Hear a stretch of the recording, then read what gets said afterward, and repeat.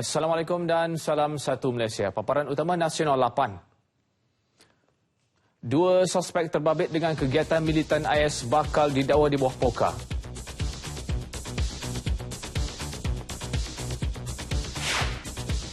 Kawasan pencarian MH370 di Lautan Hindi diperluaskan lagi.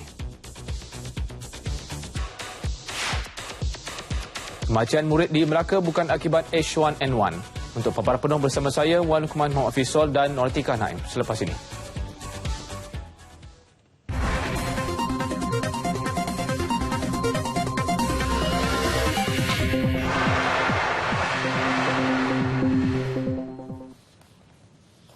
Assalamualaikum, salam satu Malaysia. Jumlah individu yang ditahan kerana disyaki serta berpotensi menjadi pengganas bertambah kepada 95 orang. Menteri Dalam Negeri Datuk Seri Ahmad Zahid Hamidi memberitahu dua daripada mereka yang disyaki terbabit dengan kegiatan militan IS akan didakwa sebaik Undang-Undang Pencegahan Jenayah Pindaan 2015 POKA diluluskan Dewan Negara tidak lama lagi. Kita telah melakukan beberapa penangkapan terhadap mereka yang berpotensi untuk menjadi pengganas, dan sebagaimana yang diketahui bahawa pada 6 hari bulan pengumuman telah dibuat bahawa jumlah yang telah ditangkap adalah ramai 93 orang, dan kini jumlah yang telah ditangkap itu meningkat kepada 95 orang. Pihak polis sedang melakukan pemantauan kepada individu dan juga kumpulan-kumpulan tertentu melalui beberapa medium komunikasi, sama ada melalui sosial media dan alam maya. Sementara itu, melalui Rang Undang-Undang Pencegahan Keganasan 2015 POTA yang juga telah diluluskan Dewan Rakyat dan akan dibentang di Dewan Negara, polis akan mengambil langkah pencegahan terhadap mana-mana individu yang ingin menyertai aktiviti keganasan di luar negara dan ingin menyusup masuk ke dalam negara. Begitu juga ada langkah-langkah khas pencegahan untuk foreign fighters ini. Kita akan lakukan tindakan yang sama kerana template bagi pencegahan dan pemilihan akan dilakukan melalui template yang telah ada pada POKA sebelum itu. Tambah Datuk Seri Zahid, pihaknya mempunyai senarai suspek berkaitan aktiviti pengganas dan sedang dipantau oleh pasukan ejen risikan. Beliau menjelaskan pihak Suhakam juga telah bersetuju dengan pewujudan Rang Undang-Undang Pencegahan Keganasan POTA 2015 selagi kebebasan hak asasi manusia dikekalkan. Datuk Seri Ahmad Zahid Hamidi bercakap selepas menyampaikan anugerah perkhidmatan cemerlang 2014 kepada 395 penerima di bawah kementeriannya di Serdang. Ekstremis tidak termasuk dalam jihad. Masalah ekstremis yang menular di kalangan negara Islam semakin meningkat berpunca daripada kegagalan masyarakat daripada memahami konsep jihad itu sendiri.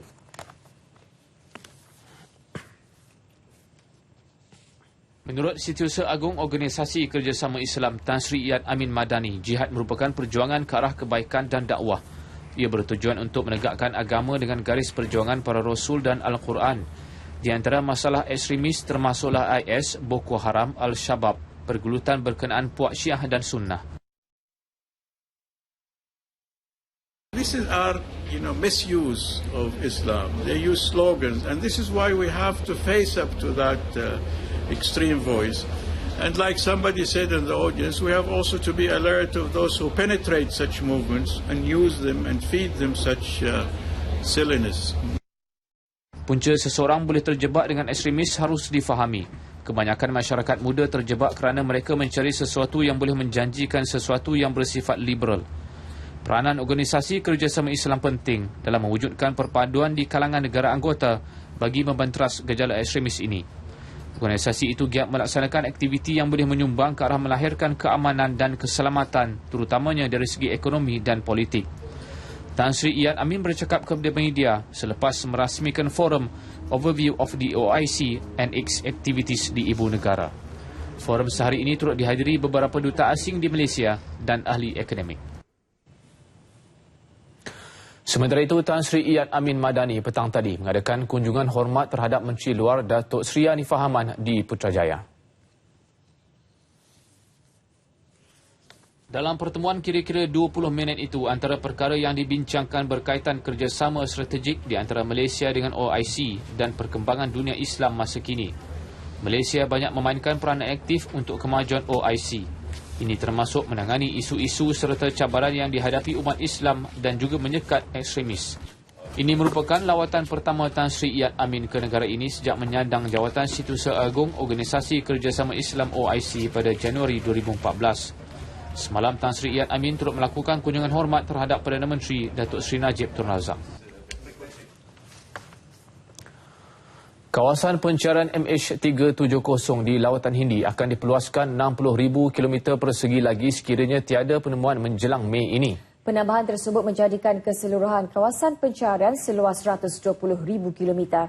Menteri Pengangkutan Datuk Seri Leow Chiang Lai dalam sidang media khas di Ibu Negara menegaskan Malaysia bersama Australia dan China yang mengetahui pencarian komited dengan operasi fasa kedua ini.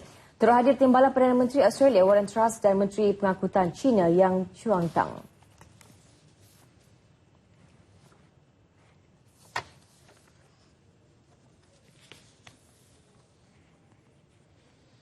Government of Malaysia, Australia and China, we are committed to the search for MH370. If we cannot locate the aircraft within the 60,000 square kilometer, we'll continue the second phase of another 60,000 square kilometer search. So this is the commitment given by the three governments, and I must thanks again to Australia and China for being with us in this difficult time. We know this is a difficult time and we need the support of our neighbors to continue with this important mission. Setakat ini 61% daripada kawasan pencarian telah diperiksa dan dijangka selesai menjelang akhir Mei depan. Datuk Seri Leow menjelaskan operasi fasa kedua ini akan mengambil tempoh setahun dengan mengambil kira situasi cuaca. Kos dianggarkan RM141 juta dan dikongsi bersama kerajaan Malaysia serta Australia. Jumlah itu jauh lebih rendah dibandingkan dengan fasa sebelumnya. Fasa pertama yang bermula pada Oktober tahun lalu dijangka berakhir hujung bulan hadapan. Sementara itu, Warren Truss terus menyatakan sokongan dan komitmen Australia terhadap operasi ini. Tambahnya, lokasi pencarian yang sedang dilakukan sekarang itu adalah kawasan yang tepat. We've been working cooperatively together as governments and we are all determined to do whatever we can to try and find the aircraft and to give answers to the families of the loved ones who've been lost. And we're confident we're searching in the right area. We're confident we have the very best available equipment, and for that reason we are optimistic that we'll be able to recover the aircraft and provide the answers that people are looking to achieve. Senada dengan beliau, Menteri Pengangkutan China Yang Chuang-tang yang menyatakan komitmen untuk meneruskan operasi mencari. 以实际行动履行了搜寻工作，不停滞、不松懈、不放弃的承诺，不惜一切代价，投入了大量的资源，要找到客机。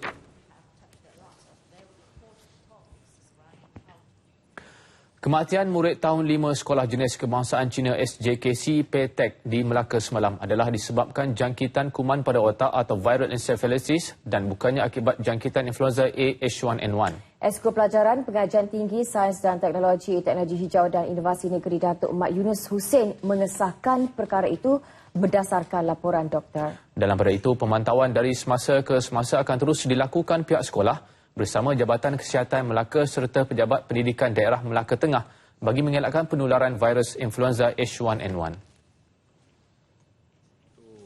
Saya ingin menyuruh kepada ibu bapa yang menghantar anaknya ke sekolah ini, Sekolah Jenis Kebangsaan Cina PTEC, tak perlu bimbang.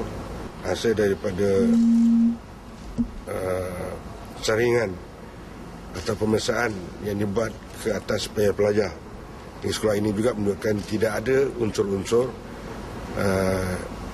penyakit yang sama atau penyakit yang berjangkit yang dialami oleh pelajar di sekolah ini.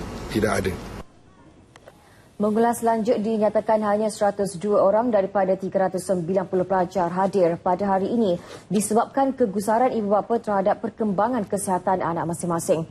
Selain tidak dapat maklumat terkini mengenai sesi persekolahan sekolah yang diteruskan seperti biasa, justru itu pihak berkaitan termasuk pengurusan sekolah akan memaklumkan mengenai perkembangan itu kepada ibu bapa. Beliau berkata demikian selepas mendengar laporan berhubung kes kematian pelajar tahun 5 yang meninggal dunia semalam akibat disyaki virus influenza H1N1 dan radang otak pada masa yang sama. Datuk Mat Yunus turut melawat sekitar sekolah dan memantau aktiviti yang dijalankan. Cara, tanda-tanda dan risiko jangkitan H1N1 adalah serupa dengan influenza bermusim yang lain. Justru Timbalan Menteri Kesihatan Datuk Seri Dr. Hilmi Yahya menasihatkan masyarakat agar tidak panik dan sentiasa mengamalkan langkah-langkah mudah bagi mencegah penularannya. H1N1 ni kita dah bukan jadi dia endemik mana memang sentiasa ada sini. Dia jadi dia tak macam penyakit lain. H1N1 dah jadi satu penyakit yang biasa ada di sini dan tak perlu kita bimbang lah, tak bimbang. Beliau mengulas kes kematian kanak-kanak berusia 10 tahun di Melaka. Dalam pada itu, Datuk Seri Dr. Hilmi turut mengulas statistik kes denggi yang mengalami turun naik sejak kebelakangan ini. Jelasnya ia berpunca daripada beberapa faktor seperti cuaca dan suhu serta sikap malas sesetengah individu yang tidak peka dengan kebersihan persekitaran kediaman. Dari 4 Januari hingga 31 Mac tahun ini, 12,441 kes denggi dicatatkan. Selangor terus mencatat jumlah kes tertinggi iaitu 6,915 kes diikuti oleh Perak 1,456 kes. Kalau ikut perangkaan yang ada bulan awal tahun ini, bulan 1, bulan Januari, kita kes denggi meningkat sampai 3,500 seminggu. Sekarang ni dah turun kepada 1,600. Mana kurang setengah. Jadi satu achievement lah saya kira, satu kejayaan yang kita telah tunjukkan. Bagi mengawal pembiakan nyamuk Aedes, beberapa pendekatan menggunakan teknologi baharu diambil. Ia termasuk langkah Majlis Perbandaran Subang Jaya (NPSJ) melepaskan nyamuk tozo yang bertindak memakan jentik-jentik. Laporan penuh makmal kesihatan kebangsaan berhubung kematian murid tahun 1 SJKC Chian Chi Plentong Johor dijangka dikeluarkan minggu depan. Menurut Esko Kesihatan dan Alam Sekitar Negeri Datuk Ayub Rahmat, punca kematian belum dikenal pasti.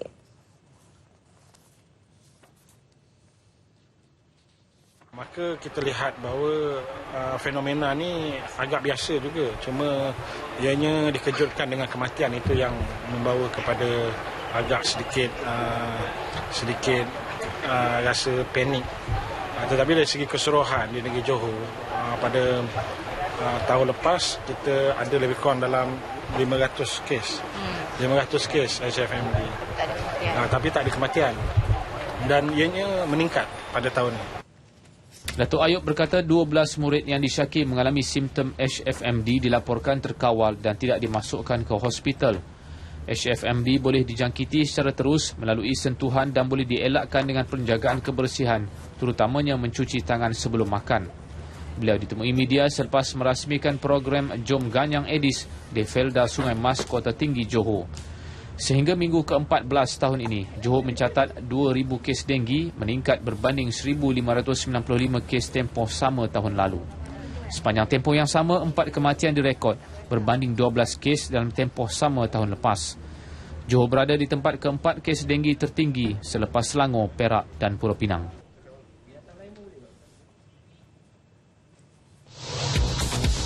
Dua guru sekolah Tamil bebas tuduhan miliki kertas soalan bocor UPSR. Laporannya seketika nanti.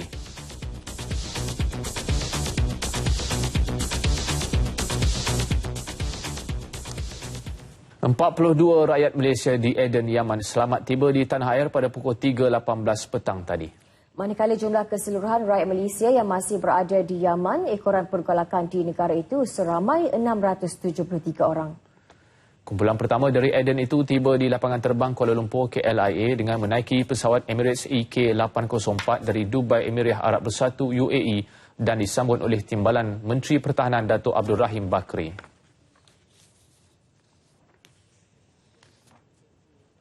Saya percaya operasi ini tidak akan dapat dijayakan dengan baik sekira tidak ada pembabitan daripada Perdana Menteri yang telah menggunakan segenap keupayaan dan juga hubungan baik beliau dengan beberapa negara-negara berkenaan untuk mendapatkan bantuan untuk membawa pelajar-pelajar kita keluar daripada kawasan konflik iaitu di Aden.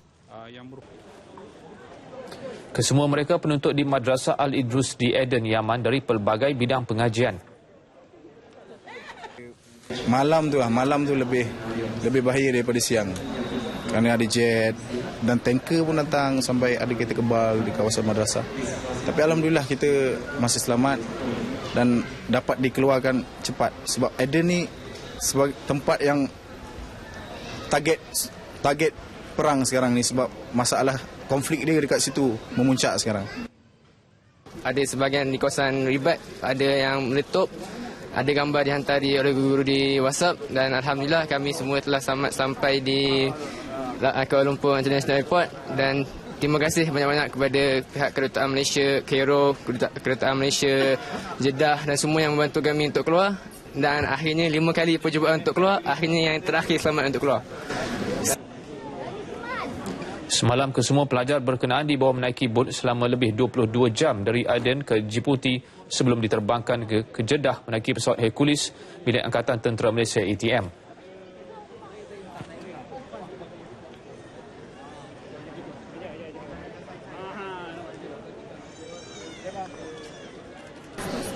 Situasi tu, pengalaman tu memang pahit lah. Mula-mula tu takut lah, cemas lah. Tak pernah duduk keadaan macam tu lah. Naik bot tu memang paling pahit. 22 jam. Patutnya 15. Arus dia tak elok, jadi 22 jam. Memang paling pahit lah. Bot bukan besar, kapal kecil, kapal ikan je. Pengalaman yang awal-awal tu okey lagi. Lepas daripada masuk tengah hari, daripada pagi tu orang pukul 8 tu, masuk tengah hari tu agak laut agak kuat sikit. Tu yang dah pening semua, tidur semua. Agak takut juga. Kumpulan kedua dijangka lewat tiba ke KLIA kira-kira jam 6 petang ini dengan membawa 25 lagi pelajar yang menaiki penerbangan Sri Lankan Airlines UL314. Ini menjadikan jumlah keseluruhan rakyat Malaysia yang dibawa pulang hari ini seramai 67 orang. Turut hadir menyambut kepulangan kumpulan pertama ini Menteri Pendidikan II, Datuk Seri Idris Jusoh. Malaysia menyumbang $300,000 Amerika atau 1.1 juta ringgit kepada International Education Bureau IBE dana program kerjasama Malaysia dan Pertubuhan Pendidikan Saintifik dan Kebudayaan Bangsa-Bangsa Bersatu UNESCO. Sumbangan itu bagi membiayai program pengukuhan kurikulum sains, teknologi, kejuruteraan dan matematik STEM bagi pelajar perempuan dari Kenya, Nigeria, Zimbabwe dan Indonesia. Perkara itu diumumkan Timbalan Perdana Menteri Tan Sri Muhyiddin Yassin di Ibu Pejabat IBE di Geneva, Switzerland. Ia merangkumi peruntukan untuk 4 elemen awal termasuk kelulusan membabitkan negara-negara Afrika, projek IBE, projek merangka kurikulum dan projek STEM. Terdahulu dalam ucapannya, Tan Sri Muhyiddin berkata Malaysia akan berperanan sebagai pakar dan perunding kandungan bagi mengemudi projek berkenaan. Beliau mengakui kepentingan teknologi dalam memacu kebolehupayaan, komoditi dan ekonomi berasaskan perkhidmatan untuk melonjakkan nilai kebolehpasaran. Besides benefiting the industry and economy at large, we can also leverage STEM to reduce the inequity divide in society to and benefit those most disadvantaged. As STEM creates value-driven talent, the whole society in aggregate can draw positive gains from its outcome. And this is how we view our drive for STEM, for the economic and societal gains, and this is how we see the role of STEM in fostering sustainable development. Mengulas selanjut, Tan Sri Muhyiddin berkata modal insan adalah komponen yang menentukan tahap kompetitif sesebuah negara. Ia memerlukan pembangunan kritikal untuk memacu pertumbuhan ekonomi yang baik. Justru pendidikan memainkan peranan penting sebagai pelan asas merangkumi sains dan teknologi. STEM diyakini mampu melahirkan prospek kerjaya yang berpotensi. Menjelang sidang kemuncak ASEAN ke-26 pada 26 dan 27 April ini. Satu deklarasi ASEAN sedang dirangka bagi megaris hala 7 organisasi selain memastikan pelaksanaannya dicapai segera di bawah kelolaan Malaysia selaku pengerusi ASEAN kali ini. Ketua Setiausaha Kementerian Luar Datuk Othman Hashim berkata beberapa isu berkepentingan seperti keselamatan dan ekonomi pastinya mengisi kandungan deklarasi berkenaan. Untuk itu, ASEAN memerlukan keterlibatan rakyat di setiap negara anggota pertubuhan itu untuk menyokong usaha dan program strategik yang akan direalisasikan. Kita nak liberalize kan ekonomi ataupun pergerakan rakyat, penduduk dan sebagainya, perdagangan, pelaburan dan sebagainya, dan perkara-perkara lain berkaitan dengan pertumbuhan ekonomi kan. Jadi usaha itu telah kita jalankan supaya semua negara-negara ASEAN itu akan dapat menikmati. Tetapi kita tidak boleh lari daripada competition ya. Yang itu yang penting supaya kita lebih berkesan dan lebih efisien. Jadi negara yang dapat kita meletakkan diri dia pada tahap itu, dia akan mendapat kelebihan. Datuk Othman berkata demikian semasa menjadi tetamu rancangan Selamat Pagi Malaysia di TV1. Sidang kemuncak kali ini turut dijangka akan mengemukakan cadangan Malaysia supaya Sekretariat ASEAN diperkasa bagi memastikan setiap isu yang direncana dapat dilaksanakan. Malaysia memenangi anugerah destinasi perubatan pelancongan tahun 2015 yang berlangsung di London semalam. Manakala 5 buah hospital tempatan turut memenangi 5 kategori lain di samping 2 anugerah tertinggi. Kecemerlangan Malaysia mengundul 6 anugerah dalam 12 kategori amat membanggakan. Pusat Imperial Spesialis Pergigian menang Klinik Pergigian Antarabangsa 2015 serta anugerah inisiatif kualiti terbaik dan juga mendapat anugerah tertinggi untuk laman web pelancongan perubatan terbaik. Pemenang lain dari Malaysia termasuk Pusat Jagaan Perubatan Ramsay Sime Darby, Pusat Perubatan Webley Wiltshire, Hospital Glen Eagles dan Prince Court. Bagi Puan Shirin Azli, Ketua Eksekutif Majlis Jagaan Perubatan Malaysia, kemenangan keseluruhannya sangat membanggakan.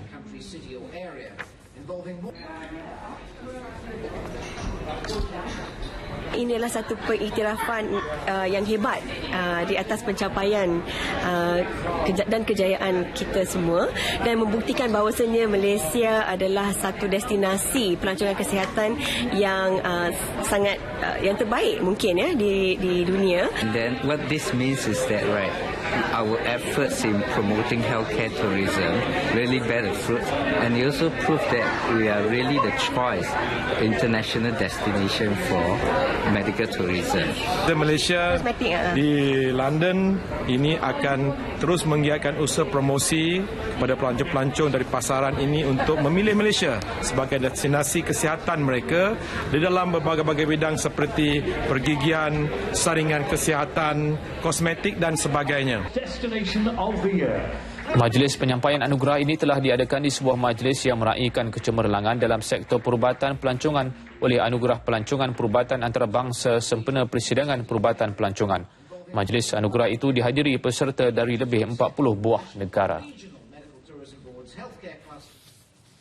Memudahkan masyarakat mengemukakan aduan berkaitan isu kepenggunaan menerusi telefon pintar masing-masing, Kementerian Perdagangan Dalam Negeri, Koperasi dan Kepenggunaan KPNKK melancarkan Easy Adu. Aplikasi itu kelak jelas menterinya Datuk Seri Hassan Malik mampu menangani isu pencatutan juga sebagai perantara dengan kementerian terutamanya melibatkan sistem cukai barangan dan perkhidmatan GST. Easy Adu ini adalah yang terbaik untuk hari ini yang kita perkenalkan kerana ia mudah dan boleh digunakan di mana-mana sahaja dan berhubung secara terus kepada sistem e-aduan KPDNKK. Pengguna juga boleh menyemak status dan sejarah aduan mereka. Melalui aplikasi Easy Adu, pengguna juga boleh mengambil gambar barangan atau resit dan terus menghantar kepada KPDNKK tanpa perlu membuat panggilan, juga menyediakan perkhidmatan geotag bagi mengenal pasti lokasi kesalahan yang diadukan. Aplikasi Easy Adu yang terdapat dalam 2 bahasa kini boleh dimuat turun melalui telefon pintar menerusi aplikasi Play Store secara percuma. Datuk Seri Hassan menyatakannya selepas merasmikan Majlis Perhimpunan Bulanan dan penyampaian watikah pelantikan pegawai penguatkuasa KPDNKK di Putrajaya. Kadar penurunan harga pakej asas jalur lebar mudah alih sebanyak 14%, manakala 57% untuk perkhidmatan tetap yang diumumkan semalam nyata mampu menggalakkan lebih ramai rakyat menggunakan aplikasi berteknologi tinggi. Ini dapat menjadikan Malaysia sebuah negara digital setanding dengan negara-negara maju lain di dunia. Laporannya bersama Faris Izzat Syarudin.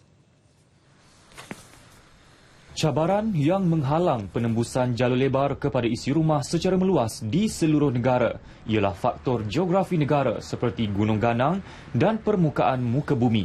Setakat ini, kadar penembusan jalur lebar kepada isi rumah ialah 70%. Menurut Naib Presiden Eksekutif Pengguna dan SME Telekom Malaysia, Imri Mokhtar, sehingga kini sebanyak 250,000 pakej peranti sudah disediakan kepada orang ramai yang melanggan pakej jalur lebar. Untuk kami di TM, kami menyediakan perkhidmatan jalur lebar, kami yakin yang menyediakan tahap kualiti dan juga kestabilan yang baik untuk kegunaan peribadi dan juga perniagaan.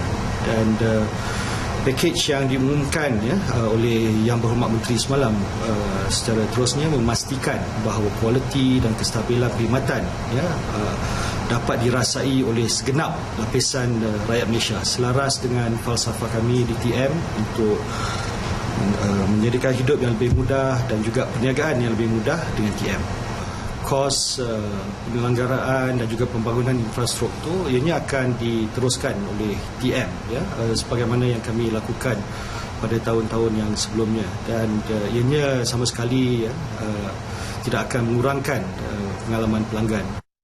Malaysia antara negara yang teratas di dunia menawarkan kadar pakej jalur lebar dengan harga yang mampu milik.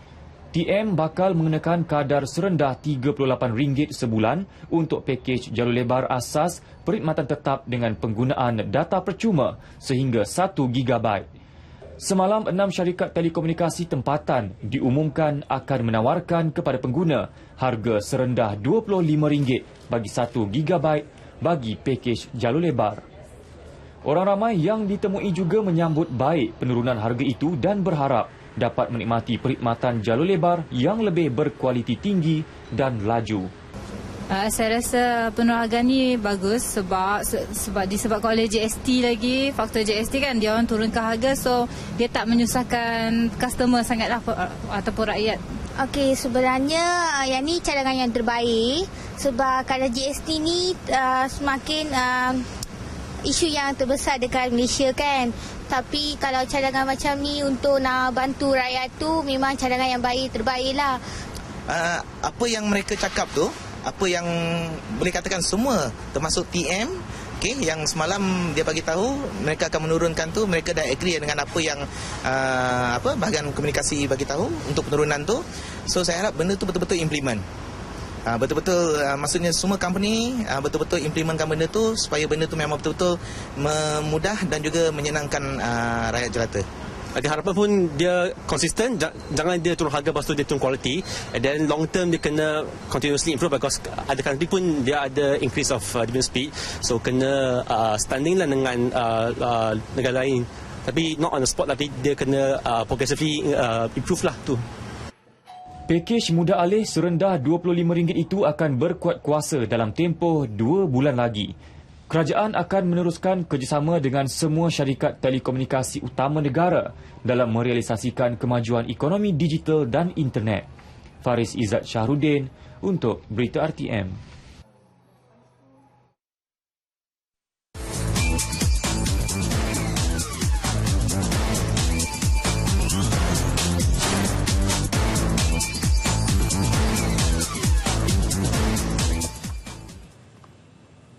Dewan Negara perlu mengkaji secara teliti sebelum membuat keputusan untuk meluluskan atau tidak kenaikan gaji ahli parlimen yang dilulus Dewan Rakyat baru-baru ini.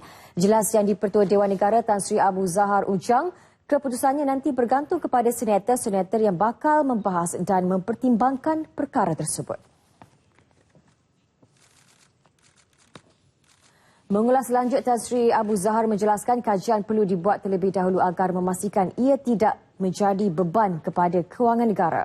Kita mesti bicara secara holistik dibandingkan juga dengan negeri.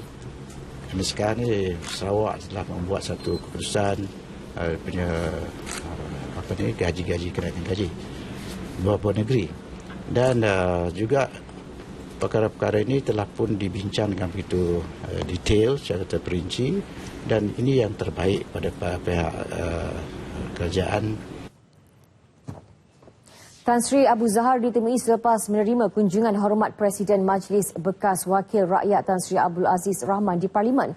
Tan Sri Abu Zahar memaklumkan beliau telah menerima surat rayuan daripada Ahli Jawatankuasa Pusat MCA, Datuk Lua Chun Han, yang menggesa Dewan Negara melewatkan kelulusan Rang Undang-Undang 2014 Parlimen Saraan Pindaan berikutan keadaan ekonomi sekarang. Sekiranya diluluskan, gaji bulanan anggota Dewan Rakyat dinaikkan kepada RM16,000 daripada RM11,000, manakala gaji anggota Dewan Negara naik kepada RM11,000 berbanding RM7,000 ketika ini.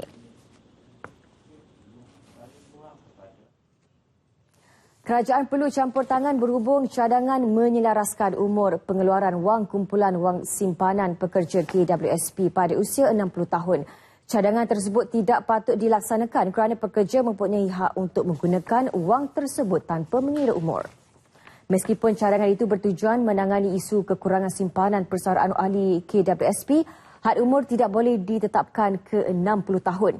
Sepatutnya KWSP memberikan pilihan kepada ahlinya untuk mengeluarkan wang pada usia 55 dan 60.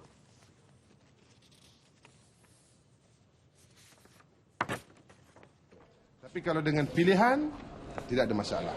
Mereka boleh memilih untuk mengeluarkan sehingga umur 60, tapi dengan syarat ianya perlu dapat tambahan dividen dan sebagainya. Yang ini boleh. Pilihan tidak ada masalah.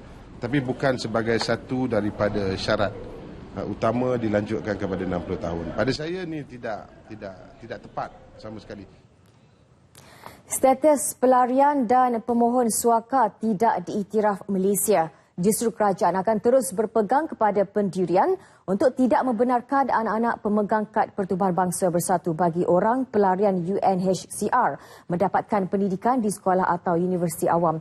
Bagaimanapun, mereka masih boleh melanjutkan pengajian di sekolah dan institusi pengajian tinggi swasta. Malaysia bukan ahli dalam Konvensyen 1951 mengenai status pelarian dan Protokol 1967. Justru pemohon suaka dan pelarian tidak berhak untuk menuntut hak-hak sebagaimana yang diperuntukkan dalam konvensyen tersebut. Ironinya, golongan berkenaan masih memilih untuk mendapatkan perlindungan di Malaysia dan tidak ke negara ahli konvensyen berkenaan iaitu Filipina dan Cambodia. Kerajaan atas dasar kemanusiaan masih membenarkan pelarian yang memegang kad UNHCR untuk tinggal sementara di negara ini sehingga pulang ke negara asal atau dihantar ke negara ketiga.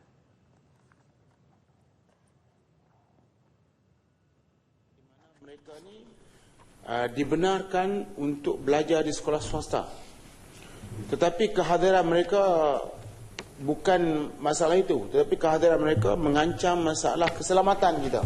Mereka berada di beberapa buah negeri, termasuk negeri Perlis. Mereka menimbulkan masalah kepada orang tempatan. Mula datang memang baik, tapi dah nak nampak kuat sikit dan mula menunjukkan kesamsingan yang luar biasa. Berdasarkan statistik pejabat UNHCR di Kuala Lumpur, terdapat 151,770 pemohon suaka dan pelarian berdaftar dengan UNHCR sehingga 28 Februari lepas.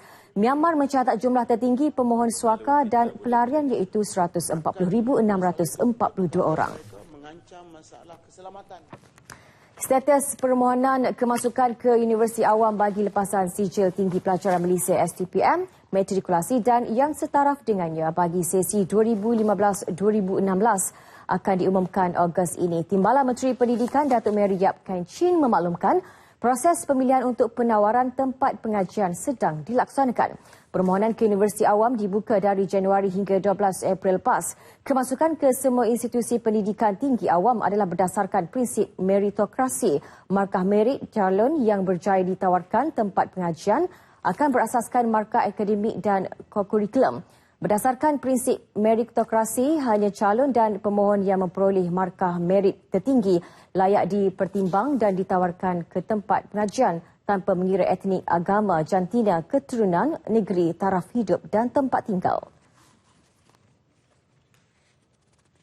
PM adalah dalam satu konsep dan dalam satu bentuk di mana kita memberi persediaan kepada adik pelajar atau pelajar masuk ke universiti.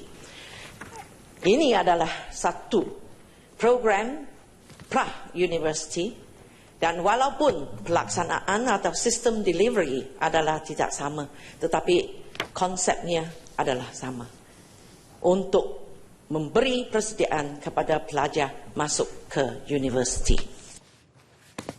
Pemohon juga harus memenuhi syarat universiti, syarat khas program pengajian serta kriteria-kriteria pemilihan yang ditetapkan oleh Senat Universiti seperti bilangan tempat yang mampu disediakan, nisbah pensyarah dan pelajar serta kemudahan pengajaran dan pembelajaran.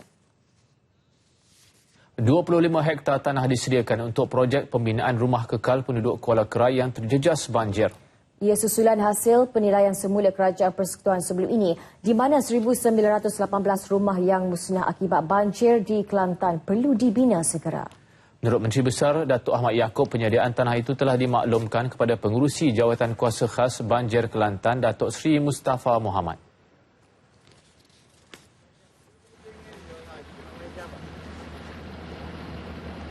Maka oleh itu, kita sudah pun memberi kebenaran terutama kepada pihak persekutuan untuk melihat dan memasuki kawasan itu. Beliau menyatakannya selepas menjayakan program menyusuri Sungai Kelantan bagi meninjau kesan aktiviti mengorek pasir secara haram. Secara keseluruhan, RM759 juta diperuntukkan Kerajaan Persekutuan sebagai bantuan pemulihan penduduk terjejas banjir di seluruh negara.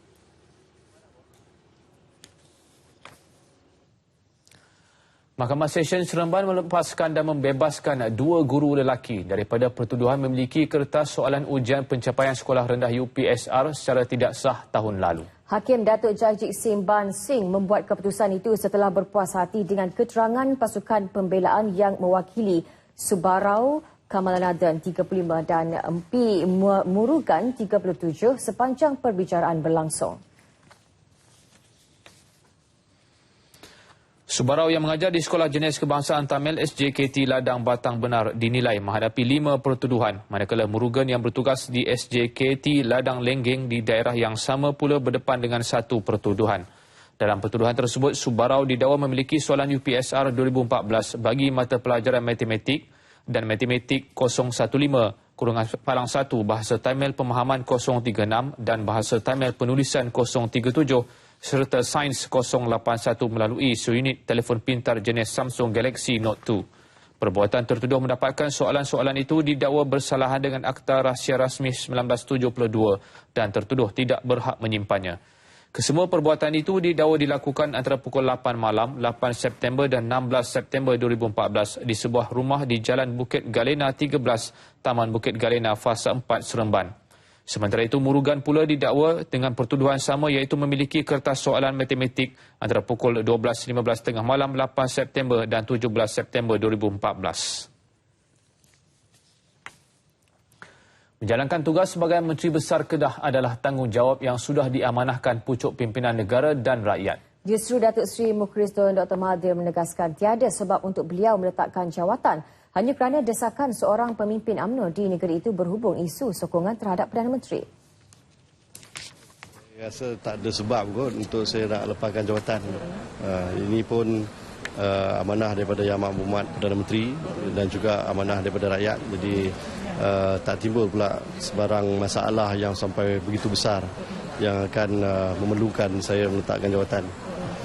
Datuk Seri Mukhris menyatakannya di Kodiang Jerlun. Sebelum ini, beliau sudah memaklumkan yang pendirian UMNO Kedah akan dinyatakan selepas mesyuarat Badan Perhubungan UMNO Negeri di Kuala Lumpur 24 April ini.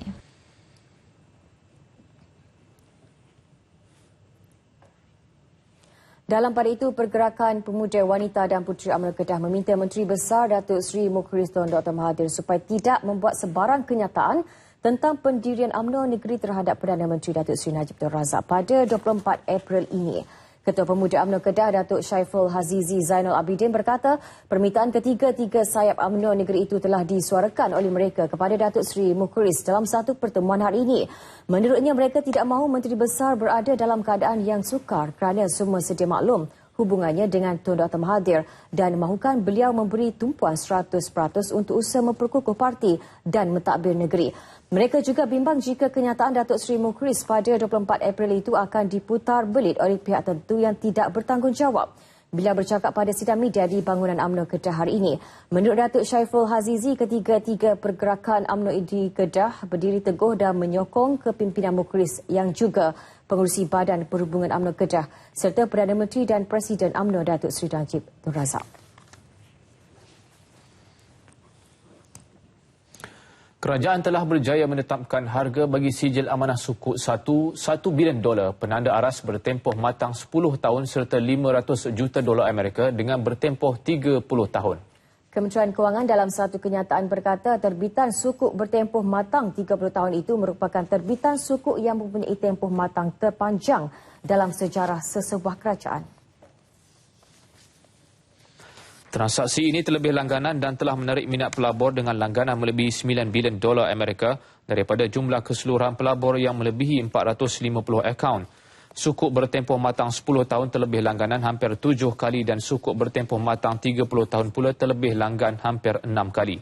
Sukuk tersebut diterbitkan melalui sebuah syarikat bertujuan khas iaitu Malaysia Sovereign Sukuk Berhad dengan menggunakan struktur berlandaskan komoditi patuh syariah, aset pajakan dan aset bukan fizikal yang menjana pendapatan. Kementerian Kewangan berkata terbitan itu merupakan sukuk dalam denominasi dolar Amerika yang keempat bagi kerajaan Malaysia berikutan kejayaan penerbitan sukuk global pada 2002, 2010 dan 2011. Hasil daripada terbitan sukuk ini akan digunakan oleh kerajaan Malaysia untuk kegunaan am yang patuh syariah, khususnya untuk penembusan sijil amanah satu Malaysia sukuk global berat berjumlah $1.25 bilion yang akan matang pada Jun 2015 serta bagi membiayai perbelanjaan pembangunan. Malaysia optimis momentum pelaburan dan perdagangan dengan Kesatuan Eropah EU kekal positif tahun ini. Ini berdasarkan pertumbuhan kukuh perdagangan dua hala tahun lalu pada RM143.97 bilion berbanding RM135.78 bilion yang direkodkan tahun sebelumnya. Pelaburan dari EU ke Malaysia turut meningkat kepada RM8.69 bilion berbanding RM5.11 bilion. Ketua Setiausaha Kementerian Perdagangan Antarabangsa dan Industri Datuk Dr. Rebecca Stamaria berkata EU terus yakin dengan persekitaran perniagaan di Malaysia yang kondusif. Here they're looking to expand, so which is a good thing. In fact, none have told me that they are downsizing, none. In fact, they're all telling us, they're all talking to us about expansion. And that is, for me, a very important indicator of our business environment. EU merupakan pelabur kedua terbesar dalam sektor pembuatan dan rakan dagangan ketiga terbesar bagi Malaysia. Dalam pada itu, Dr. Rebecca yang ditemui pada Forum Pelaburan dan Perdagangan Kesatuan Eropah Malaysia 2015 memaklumkan Malaysia akan terus menggerakkan proses pengharmonian peraturan pelaburan di ASEAN. Langkah ini bagi memastikan Komuniti Ekonomi ASEAN AEC yang bakal dilaksanakan hujung tahun ini berjalan lancar.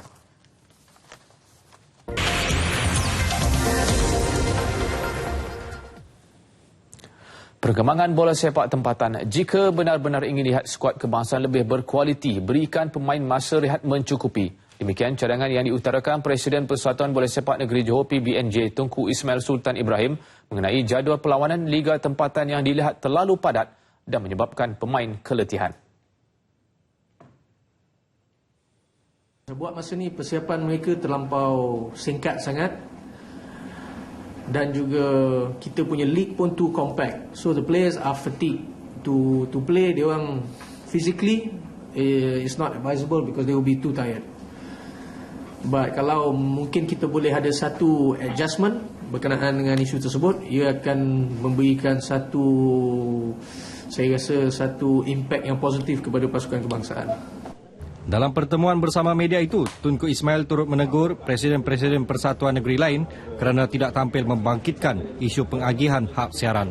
Sebelum ini hanya Tunku Mahkota Johor itu yang menyuarakan pengagihan 70% wang hak siaran kepada pasukan negeri berbanding hanya 30% diterima ketika ini. Bukankah ini memberi lebih orang kata mengkurangkan beban setiap-tiap pasukan yang bertanding dalam negara, tapi kenapa semua presiden yang lain duduk diam je? Adakah anda lebih interested about your position or you are dedicated to improve the team that awak bertanggungjawab atas persatuan-persatuan atau kelab? Tunku Ismail turut kecewa dengan kedudukan ranking pasukan kebangsaan yang merosot ke tangga 164 dunia. Baginda turut mempersoalkan perlawanan dengan pasukan Liga Perdana Inggeris berbanding aksi persahabatan antarabangsa yang dilihat tidak membantu menaikkan ranking skuad negara.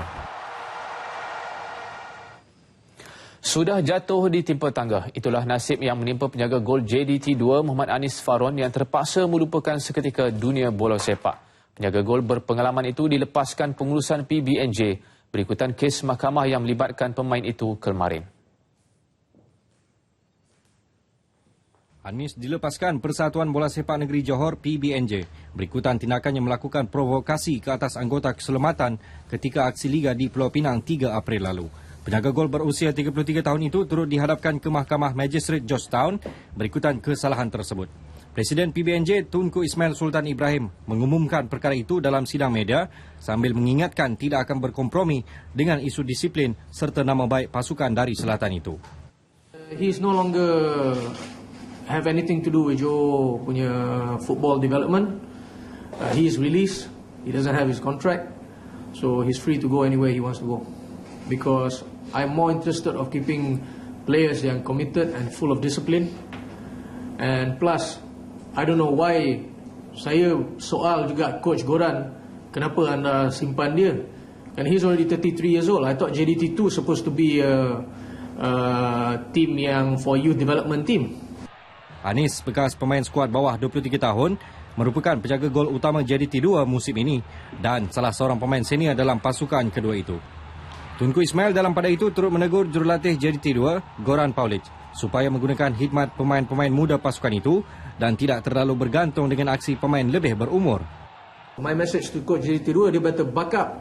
Kalau tidak, he also can go. No one is permanent in this club. You are only permanent when you perform. Bola sepak Piala AFC, Pahang mencatat kekalahan kedua dalam saingan kumpulan G selepas tewas 1-3 kepada South China di Stadium Mongkok, Hong Kong malam tadi. Kemenangan ini menyaksikan wakil Hong Kong itu mara ke pusingan kalah mati selepas mengumpul mata maksimum 12 mata. Hasrat Pahang untuk menebus kekecewaan lalu kepada lawan sama pada aksi 18 Mac lalu tidak kesampaian apabila tewas 1-3 pada perlawanan yang berlangsung di tempat lawan. South China hanya memerlukan 10 minit untuk mendahului menerusi jaringan Chan Siu Kuan yang bijak mengambil kesempatan keadaan kelam kabut di depan pintu gol Pahang. Minit ke-56, Loh Kong Wai mengadakan jaringan untuk pasukan tuan rumah sebelum Jonathan Jack Seeley menambah derita pasukan Pahang dengan gol ketiga 3 minit kemudian. Gol sagu hati pelawat dijaringkan pemain import Dixon Wakame pada minit ke-62. Kemenangan keempat South China menyaksikan wakil Hong Kong itu mengukuhkan kedudukan selaku pendahulu kumpulan dengan kutipan 12 mata selepas 4 perlawanan. Manakala Pahang kekal di tangga kedua berkongsi 4 mata bersama Global FC dari Filipina. Menjelang saingan Liga Premier esok, kelebihan beraksi di laman sendiri seharusnya dimanfaatkan skuad Badak dalam pertemuan menentang Pulau Pinang di Stadium Likas. Menurut Ketua Jurulatih Sabah, Mike Mulvey, kegagalan memungut mata penuh ketika menentang PKNS minggu lalu perlu dijadikan pengajaran.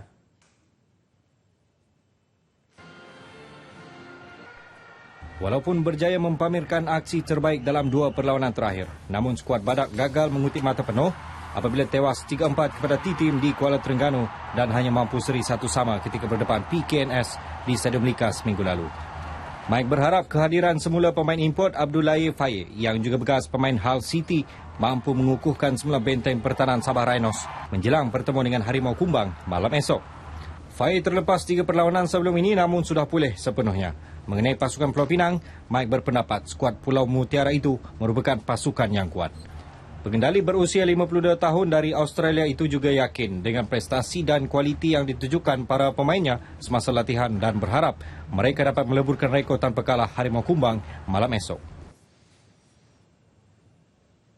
Pengerusi Profesional Golf Malaysia PGM Tun Ahmad Sarji Abdul Hamid mengharapkan lebih banyak kejohanan bertaraf Jelajah Pembangunan Asia atau ADT diadakan di negara ini. Ini kerana peluang untuk layak ke Olimpik lebih cerah buat pemain pro negara. Tun Ahmad Sarji berkata perancangannya adalah untuk mengadakan kejohanan ADT setiap minggu sehingga Julai tahun depan. Betul, pada tahun ini kita ada 12 kejohanan Asian Development Tour yang kita anggap maha penting bagi membolehkan professional golfers kita bertarung dan mendapat tempat 1 hingga 6, membolehkan mereka mendapat world ranking points supaya mereka ada peluang masuki Olympics. Jadi sekiranya kita perbanyakkan lagi bilangan ADT events ini di negara kita, maka peluang kita untuk pergi ke Olympics itu akan lebih cerah lagi. Tambahnya buat masa ini, 3 pemain negara Danny Chia, Airil Rizman Zahari dan Nicholas Fang mempunyai peluang besar untuk mewakili negara ke Rio 2015 berdasarkan ranking semasa. Namun, pemain terbabit serta rakan-rakan lain perlu mengekalkan konsistensi permainan sekaligus berada dalam ranking 300 dunia untuk layak ke Olimpik. Tun Ahmad Sarji ditemui pada majlis penyerahan penajaan kejohanan PGM MNRB Sarawak 2015 di Menara PNB petang tadi. Penajaan bernilai RM350,000 daripada MNRB disampaikan pengerusinya Syarkawi Alis. Kejohanan PGM MNRB Sarawak 2015 akan berlangsung pada 13 hingga 16 Mei depan di Kelab Golf Sarawak. RM707,000 berjaya dikumpul pada kejohanan golf amal Yayasan Sultanah Bahiyah siang tadi. Kejohanan itu yang memasuki edisi ke-17 dianjurkan bagi membantu golongan kurang bernasib baik terutama di negeri Kedah. Berlangsung di Kelab Golf Glen Mary Shah Alam, seramai 100 pemain menyertai kejohanan tahunan anjuran Yayasan Sultanah Bahiyah ini. Turut berkenan beraksi ialah Tunku Puteri Intan Syafinas yang juga pengurusi Yayasan Sultanah Bahiyah. Antara tujuan lain kejohanan ialah bersempena keputeraan penaung diraja YSB yang di-Pertuan Agong Sultan Abdul Halim Muazzam Shah. Jumlah kutipan sebanyak RM707,000 itu diperolehi dari penderma yang turut beraksi pada kejohanan itu. Majlis turut dihadiri Tunku Temenggung Kedah dan isteri. Siang tadi, Sultan Selangor Sultan Sharafuddin Idris Shah berkenan mencemar duli menaiki train LRT dari stesen Kelana Jaya ke stesen KL Central. Dari KL Central, baginda menaiki tren monorail ke stesen Bukit Danas. Sepanjang perjalanan, baginda berpeluang melihat kesibukan warga kota dan aliran trafik sekitar Bandaraya Kuala Lumpur. Berita tersebut mengakhiri Nasional 8 malam ini. Menyusul selepas ini Best 5.10 bersama dengan Alia Jasmine. Dengan itu, Assalamualaikum. Salam satu Malaysia.